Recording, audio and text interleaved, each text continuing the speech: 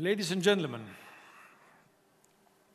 I'm being asked very often about the views of the Greek way out of the crisis, giving the business as opposed to the political perspective.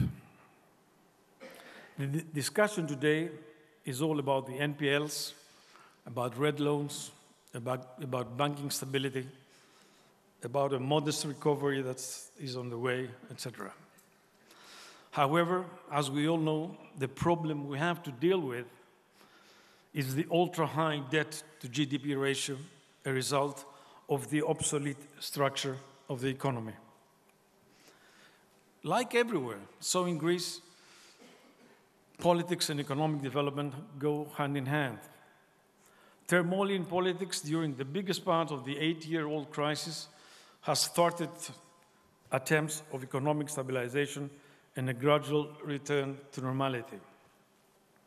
After the belated closing of the second review, a small but steady GDP growth has finally emerged, albeit from a very low level.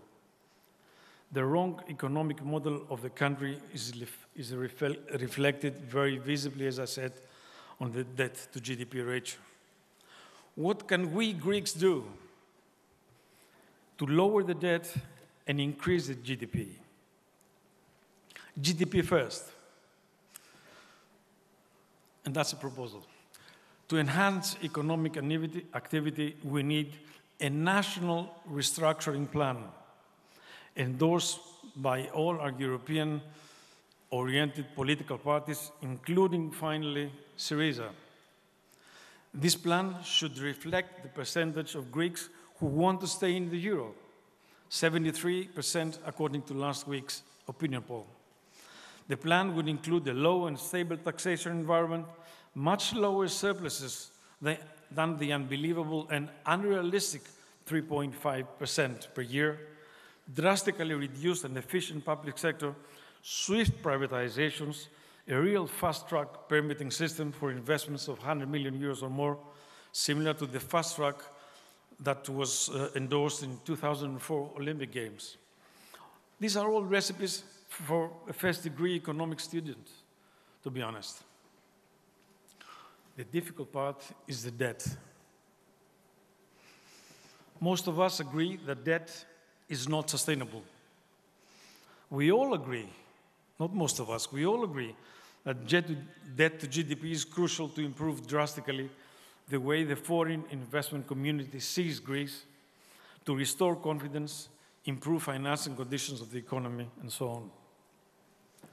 Once we have our own national reconstruction plans in place, our European partners and debtors who have been reluctant to support the country with a meaningful reduction of the debt burden will see the Greek case differently.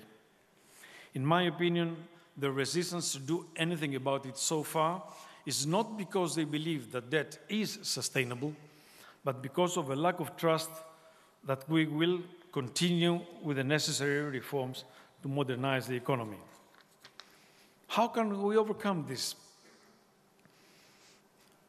This is my proposal, and I will end with this. A reduction of the debt, call it a haircut, reprofiling, restructuring, on anything that is politically more easily digested, must be directly linked to the required reforms by all our partners and most of us Greeks. Give it time, say 5 to 7 years, and adjust the debt in small quarterly tranches after concrete, provable reforms have been implemented, regardless of political parties in power or in opposition. This is the way the Greek people become owners of the program and master of their own futures, unlike what we are now.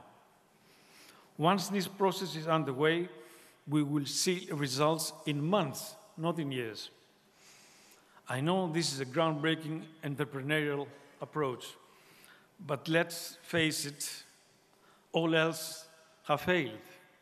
And the consequences of these failures have been catastrophic for the Greek people, who have witnessed their average income slashed by 25% and poverty hitting unheard of levels in peacetime period. This way, we take our fate back in our hands. The results will be astonishing once we believe we control our destiny.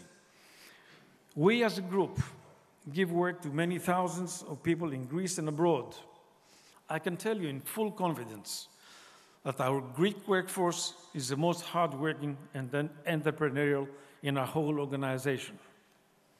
Let us all, politicians, business, culture, education, professional, shape up the new modern Greece for the sake of our future, the future of our children, and the future of our unique country. Thank you very much.